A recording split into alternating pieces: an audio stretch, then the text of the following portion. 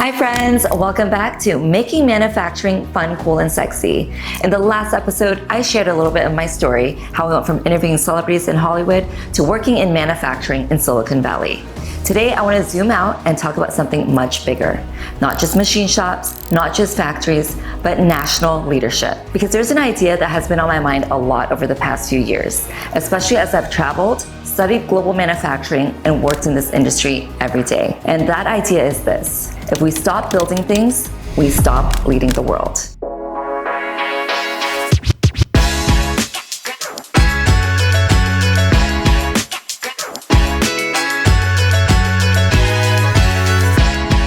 Manufacturing isn't just an industry, it's the foundation of economic power, technological leadership, and national resilience.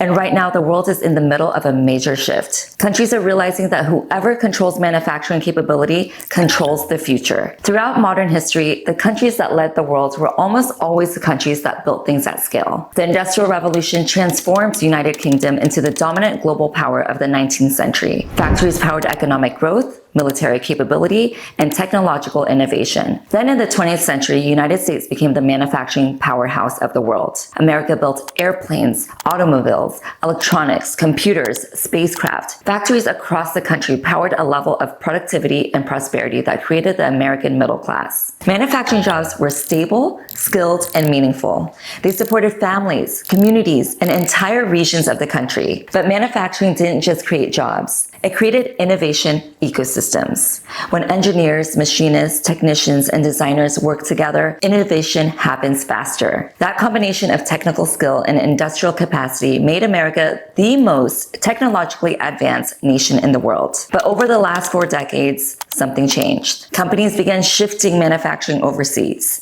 The reasoning seemed logical at the time: lower labor costs, lower production costs, higher margins. Countries like China rapidly expanded their manufacturing capacity. Entire supply chains developed overseas. And gradually, much of the physical production that once happened in America moved abroad. Design stayed here, production moved elsewhere. For a while, that model seemed to work. Companies could innovate here and manufacture cheaply overseas. But over time, we began to see the hidden costs: longer supply chains, reduced industrial capacity and capability, less connection between engineering and production.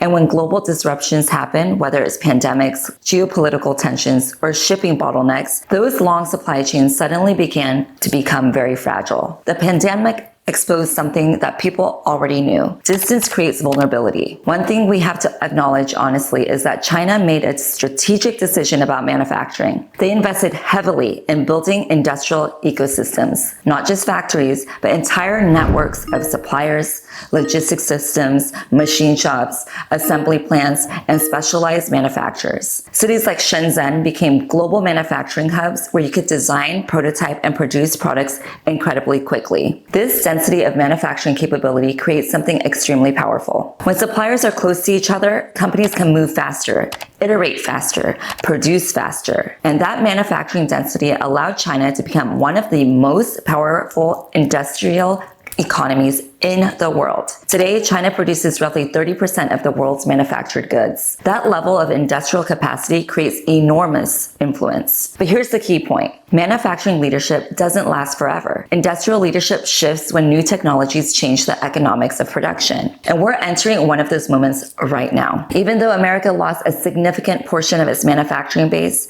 we still have something incredibly powerful. We lead the world in innovation, software, artificial intelligence, advanced engineering, and we also have the strongest entrepreneurial ecosystem in the world. Places like Silicon Valley built companies such as Apple, Tesla, Nvidia, Google. These companies didn't succeed just because they had good ideas. They succeeded because they pushed the boundaries of technology and engineering. Now imagine combining those strengths with a renewed focus on manufacturing. Factories powered by robotics, production systems optimized by AI, advanced machining integrated with digital design. Instead of competing on cheap labor, America can compete on technology and production. And that's where the future of manufacturing is headed. The factories of the future will look very different from the factories of the past. Automation will reduce the dependence on manual labor. Robotics will increase precision and scalability. Artificial intelligence will optimize production in real time. This shift changes the economics of manufacturing. If robots and automation are doing much of the work,